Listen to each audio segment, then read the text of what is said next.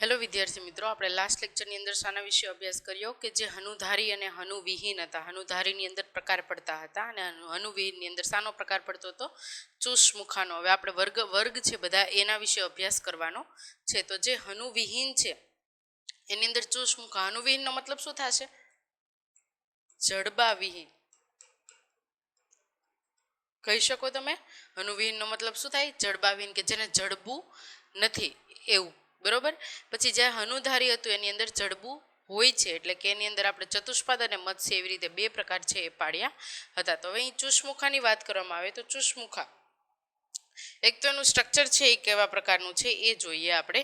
તો સ્ટ્રક્ચરની અંદર જોઈએ તો આવી જે ચુષ્મુખા જેવી ચુષ્મુખા છે કેટલીક માછલીઓ જે છે એ કેવી છે? બાહ્ય પરોપજીવી છે. ઓકે, કેવી છે? કેટલીક માછલીઓ છે બાહ્ય પરોપજીવી છે. એની અંદર 6 થી 15 જેટલી ઝાલર ફાટો આવેલી છે. ઓકે, 6 થી 15 જેટલી એની અંદર ઝાલર ફાટો છે એ જોવા મળે છે. આટલું યાદ રાખવાનું છે. ત્યારબાદ ચુષ્મુખા છે જે સ્ટ્રક્ચર છે એ ચૂષક પ્રકારનું હોય છે, પણ જડબું હોતું નથી.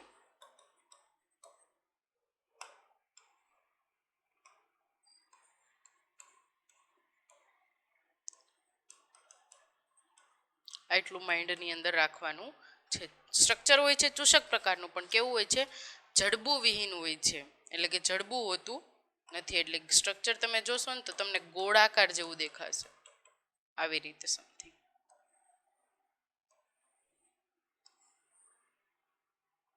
અહીંયા ચૂષકો આવેલા છે, આવી રીતે સ્ટ્રક્ચર હોઈ શકે. ઓકે, ત્યારબાદ જોઈએ કે જે ચૂષક છે એનું સ્ટ્રક્ચર કેવા પ્રકારનું છે. તો આની અંદર કોઈ પણ યુગ્મ, મીનપક્ષ કે ભીંગડા કાંઈ જ જોવા મળતું નથી. ભીંગડા પણ નહીં જોવા મળે, જે મીનપક્ષ છે એ પણ જોવા મળશે નહીં. અહીં ખોપરી અને કરોડ સ્તંભ પણ જોવા મળે છે, પણ કેવા છે? કાસ્થિમય છે. ખોપરી અને કરોડ સ્તંભ કાસ્થિમય. તો તમને કાસ્થિમય તો મેં કહી દીધું, પણ તમને ખબર જ નથી કાસ્થિ ને અસ્થિ વચ્ચે ફરક શું છે. કાસ્થિ અને યાદ રાખવાની હું તો એક જ ટ્રીક કહીશ. જ્યારે સ્મશાનની અંદર બાળે છે ત્યારે અસ્થિ બળે છે, બરોબર? તો અસ્થિ એટલે મતલબ શું થાય? હાડકા થાય. તો એ કઠણ હશે, નક્કર હશે, બરોબર? જ્યારે કાસ્થિ કેવા હોય? એકદમ પોચા હોય છે, પોલા હોય છે. અને આ કેવા હશે? એકદમ નક્કર હશે, બરોબર? પોલા એટલે કે તમે મૂવમેન્ટ આપી શકો, એને સ્નાયુનું હલનચલન થઈ શકે. તમે અળસિયા જોવો છો તો અળસિયાની અંદર કાસ્થિનું એ બનેલું છે. કેમ કે કેવી રીતે મૂવમેન્ટ આવી રીતે મૂવમેન્ટ આપી શકે છે, આખા સ્નાયુઓ એ ફેરવી શકે છે, કેમ કે કાસ્થિનું બનેલું છે. અસ્થિની અંદર એવું ના થાય. તમારો હાથ છે, અહીંયાથી તમે આવી રીતે આમ ટર્ન કરી શકો છો, બરોબર? આમ આખો તમે આમ વાળી શકો છો, ઘણા ડાન્સર કરતા હોય છે, બરોબર? પણ તમે અહીંયા વચ્ચેથી કંઈ કરી શકો છો? તો આ અસ્થિ છે, તમે આને વચ્ચેથી આમ ભાંગી શકો છો? નથી ભાંગી શકતા ને, કેમ કે એકદમ નક્કરનું બનેલું છે એટલા માટે. ક્લિયર? કાસ્થિ અને અસ્થિ ખબર હોવી જોઈએ હવે શું છે એ. આટલું સિમ્પલ લોજિક જ છે, યાદ જ રાખવાનું છે. અસ્થિ એટલે તમારે સ્મશાન યાદ કરી લેવાનું, એટલે હાડકા તમને ઓટોમેટિક યાદ આવી જશે. અહીં જે આપણે પરિવહન તંત્ર જોઈએ છે એ કયા પ્રકારનું છે? તો ખુલ્લા પ્રકારનું જોવા મળે છે. પરિવહન તંત્ર કયા પ્રકારનું જોવા મળે છે? આપણને ખુલ્લા પ્રકારનું જોવા મળે છે. પરિવહન તંત્ર આપણને બંધ પ્રકારનું જોવા મળશે. My mistake. પરિવહન તંત્ર છે એ બંધ પ્રકારનું આપણને અહીં જોવા મળશે. ત્યારબાદ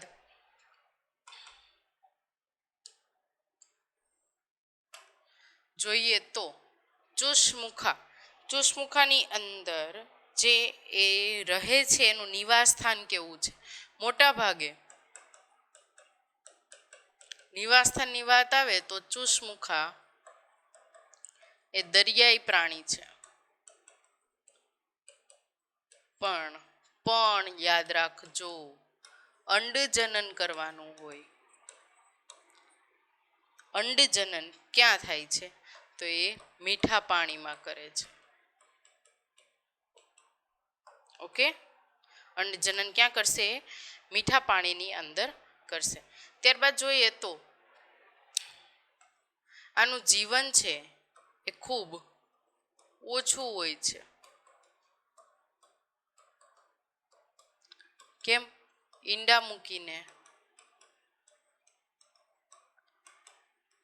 ટૂંક સમયમાં જ મૃત્યુ પામે છે.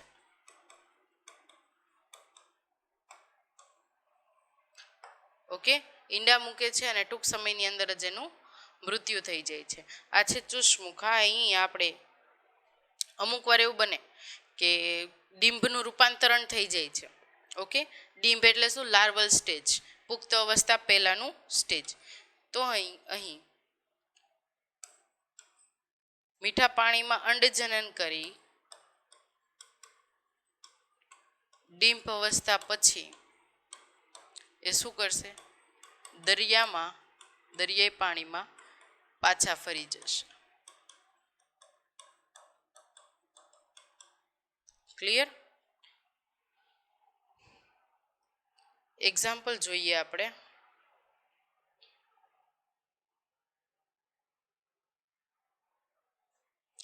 લેમ્પફિશ અને હેગફિશ. લેમ્પ્રી અને હેગફિશની અંદરનું સ્ટ્રક્ચર છે પહેલાં એ જુઓ. આ હેગફિશ છે. ઓકે, તો આ ચુસમુખા છે. અહીં આ એનું સ્ટ્રક્ચર છે. આવી રીતે ઝાલરો અહીંયા ગિલ સીડ્સ બાર ચોડની અંદર છે, ઝાલરો આવેલી છે. મ્યુકસ ગ્લેન્ડ ચીકણો પદાર્થ છે એનો સ્ત્રાવ કરશે. ઓકે,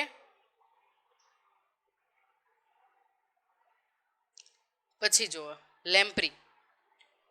અહીંયા કેટલી છે? 7 જોડ છે.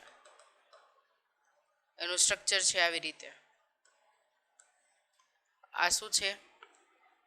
ઝાલરો. મીનપક્ષ નથી, ઝાલરો છે, યાદ રાખજો. જો આ એનું સ્ટ્રક્ચર.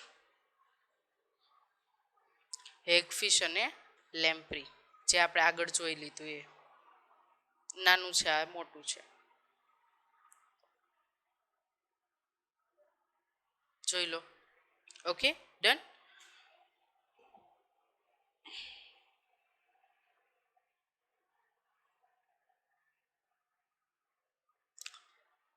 આટલું યાદ રાખવાનું છે કે ડિંભી અવસ્થા પછી એ દરિયાના પાણીમાં પાછા ફરી જાય છે. ફરીથી જોઈએ આપણે ચુસમુખા. સાયક્લોસ્ટોમેટા કહેવામાં આવે છે, જેને જડબાવિહીન છે એમ કહેવામાં આવે છે. અહીં કેટલીક માછલીઓ છે એ બાહ્ય પરોપજીવી હોય છે. બાહ્ય પરોપજીવીનો મતલબ શું થાય છે? એ પોતાનું જીવન છે એ બીજા ઉપર આધાર રાખે છે.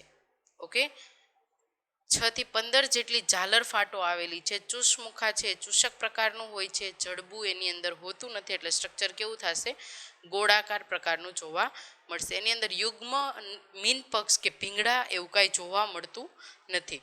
ખોપરી અને કરોડ સ્તંભ હોય છે, પણ કેવા હોય છે? કાસ્થિમય હોય છે. કાસ્થિ અને અસ્થિ વચ્ચે શું ફરક છે? કાસ્થિ છે એ પોલા હોય છે, જ્યારે અસ્થિ છે એ કેવા હોય છે? એકદમ નક્કર હોય છે. પરિવહન તંત્ર છે બંધ પ્રકારનું થાય છે.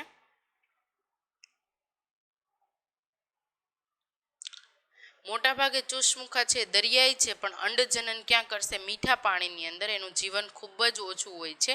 ઈંડા મૂકીને ટૂંક જ સમયની અંદર મૃત્યુ પામે છે. ડિંભ અવસ્થા પછી એ દરિયાઈ પાણીની અંદર પાછા ફરી જાય છે. ક્લિયર? અહીંયા સુધી તમને 2 એક્ઝામ્પલ આપી દીધા, લેમ્પ્રી અને હેગફિશ. લેમ્પ્રી અને હેગફિશ. ક્લિયર અહીંયા સુધી? હવે જોઈએ નેક્સ્ટ. કાસ્થિ. જે આપણે ચુષ્મુખા કમ્પ્લીટ કર્યું. હવે આપણે શાના વિશે વાત કરશું? કાસથી મત્સ્ય વિશે.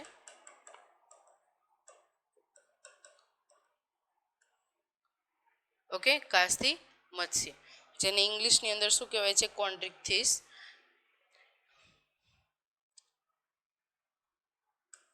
મત્સ્ય છે એટલે મીન પક્ષો ધરાવે છે, એટલું આપણને કોમન ખબર પડી ગઈ, બરોબર. અને આ કેવા છે? સામાન્ય રીતે કેવા છે? દરિયાઈ છે. બોટ જેવું એનું શરીર છે. ચીકણું પ્રવાહી એના ઉપરથી કન્ટિન્યુઅસલી વહેતું હોય છે, એટલે કે પોતાના બોડીની અંદરથી રિલીઝ થતું હોય છે. અને એની અંદર પ્લેકોઇડ ભીંગડા આવેલા છે. કેવા આવેલા છે? પ્લેકોઇડ ભીંગડા. સમજો, પ્લેકોઇડ ભીંગડાથી આવૃત. ઓકે, પ્લેકોઇડ ભીંગડાથી એ આવૃત છે. અને એનું નિવાસ સ્થાનની આપણે વાત કરીએ. નિવાસ સ્થાન કેવું છે એનું? દરિયાઈ છે, પાણીમાં રહે છે. એનો મતલબ કે એના બોડીની અંદરથી રક્ષણાત્મક કવચ તરીકે જોઈએ માટે શું આવેલા છે? ભીંગડા તો છે, તદ ઉપરાંત એની અંદર શ્લેષમ જેવો પદાર્થ છે એ નીકળે છે.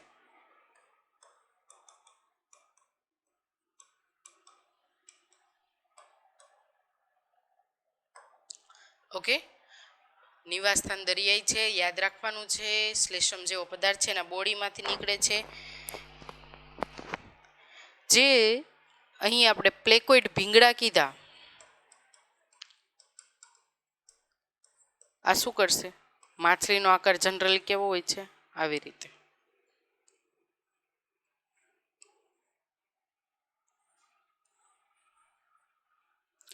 તો જે અહીંયા ભીંગડા આવેલા છે આવી રીતે પ્લેકોઇડ ભીંગડા, પ્લેકોઇડ ભીંગડાથી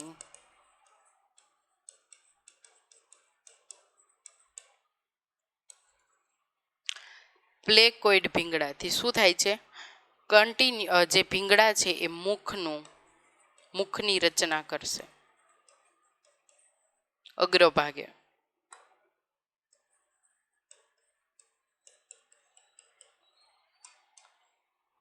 ક્લિયર? શું થાય છે? પ્લેકોઇડ ભીંગડાથી મુખની રચના થાય છે, એટલે કે કેવું બને છે? જડબા ધારી બને છે. અને જો જડબા આના ખૂબ જ મજબૂત હોય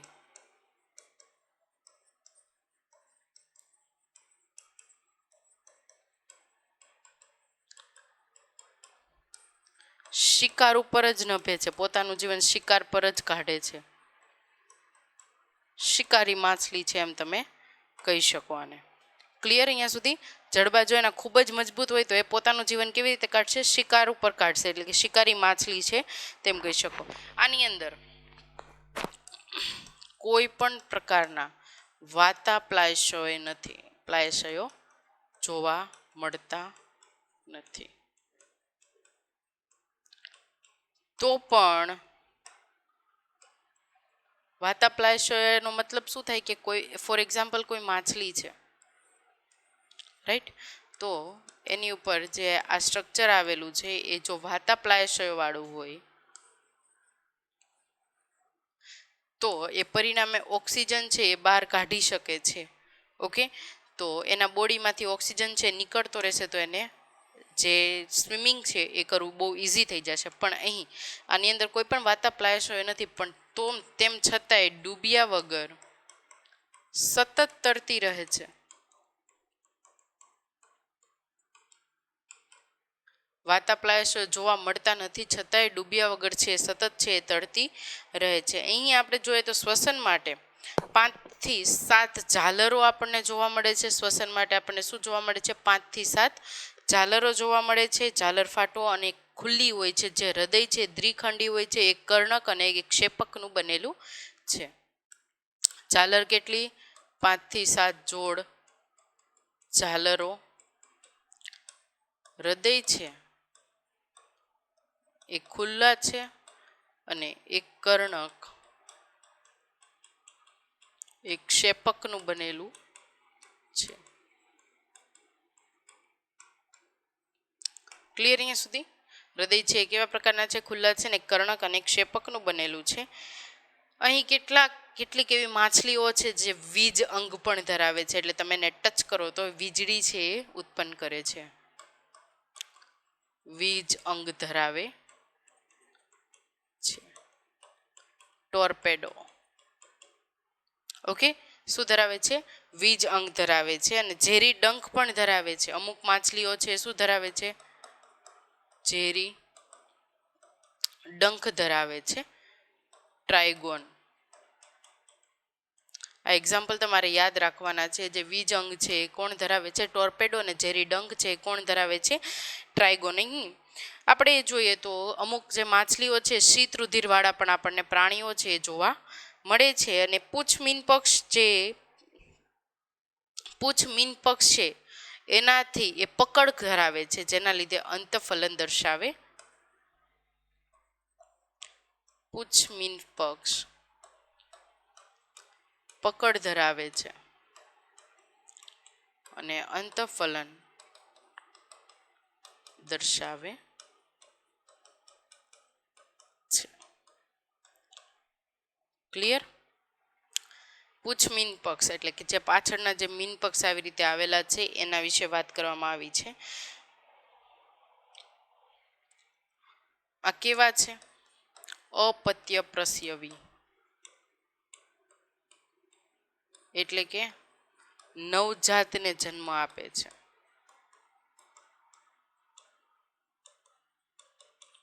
બચ્ચાને જન્મ આપે છે. ઇન શોર્ટ મતલબ એ થાય અપત્ય પ્રસ્યવી, એટલે શું છે કે નવજાતને જન્મ આપે છે. તેના સિવાય જો આપણે જોઈએ કે એક્ઝામ્પલ કયા કયા આપણે લઈ શકીએ? રહાની શાર્ક, જે મોટામાં મોટી મત્સ્ય છે, મોટામાં મોટી મત્સ્ય છે. ઓકે, જેની સાઇઝ કેટલી આપેલી છે? 13 થી 14 મીટર. લંબાઈ કેટલી છે એની? 13 to 14 મીટર. યાદ રાખજો કે આ પ્રાણીઓ છે કેવા છે? શીત રુધિરવાળા છે.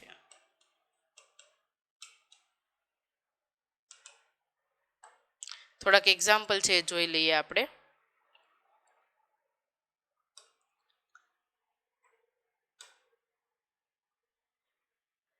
આ છે રેફિશ છે. ભીંગડા જો. ઓકે, પૂંછ સુધી આખી સપાટીનો વિકાસ થયેલો છે. રેફિશ આ એક એક્ઝામ્પલ છે. પછી બીજું એક્ઝામ્પલ જોઈએ, dog fish.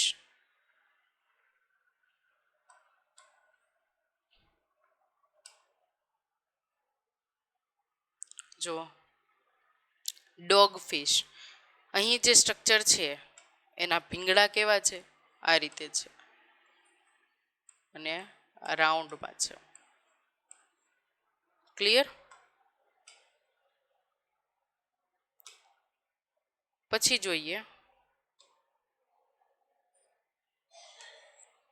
Third, show fish. સોયાકાર દેખાય છે,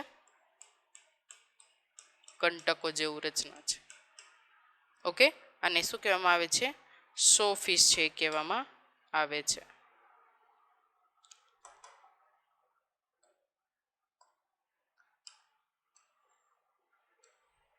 અહીં શાર્કના એક્ઝામ્પલ આપેલા છે. જો શાર્કનું સ્ટ્રક્ચરના પ્રકારે એના એક્ઝામ્પલ આપેલા છે. અલગ અલગ એક્ઝામ્પલ છે, યાદ રાખવાની જરૂર નથી, પણ તમે શાર્ક છે ખાલી એ યાદ રાખી શકો ને એના એક્ઝામ્પલ છે તમે જોઈ શકો છો. કે આ ગ્રાઉન્ડ શાર્ક છે તો એનો પ્રકાર કેવો છે? નીચેની બાજુ જોવા મળે છે આપણને. કલર પણ આપણને અલગ અલગ જોવા મળે છે. શો શાર્ક જો એક આ અલગ છે, સોય જેવી છે. ઓકે, પછી એંગલ શાર્ક, જો એનું સ્ટ્રક્ચર કેવા પ્રકારનું છે? એકદમ આખું સ્પ્રેડ થયેલું છે.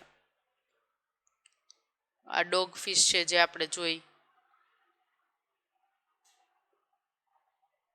બ્રેમ્બલ શાર્ક, આનું સ્ટ્રક્ચર જો 1 2 3 4 આવી રીતે 4 મીન પક્ષો અલગ અલગ આવેલા છે. બધા શાર્કનું જે સ્ટ્રક્ચર છે એ અલગ અલગ જોવા મળે છે. ક્લિયર અહીંયા સુધી? ફરીથી એકવાર જોઈ લઈએ.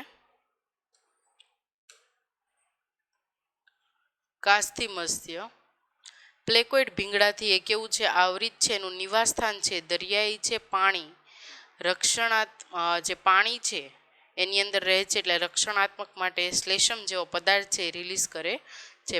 પ્લેકોઇડ ભીંગડાની અગ્રભાગે જે મુખની રચના થાય છે પ્લેકોઇડ ભીંગડાથી આવૃત હોય છે. જડબા ખૂબ જ મજબૂત હોય તો શિકાર પર નભે છે. અને વાતાપ્લાશયોની વાત કરીએ તો અહીંયા જોવા મળતા નથી, અને તો પણ ડૂબ્યા વગર છે સતત તરતી રહે છે. 5 થી 7 જોડ ઝાલરો જોવા મળે છે, જેના અને હૃદય છે એ કેવા છે? ખુલ્લા છે. અને એક કર્ણક આવેલું છે ને એક ક્ષેપક આવેલું છે.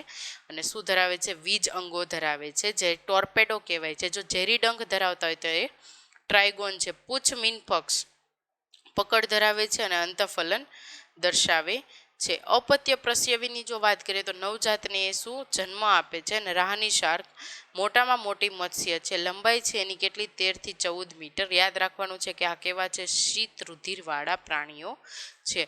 બાકીના જે આપણે બાકી રહ્યા છે વર્ગ એ આપણે નેક્સ્ટ લેક્ચરની અંદર અભ્યાસ કરીશું. Thank you.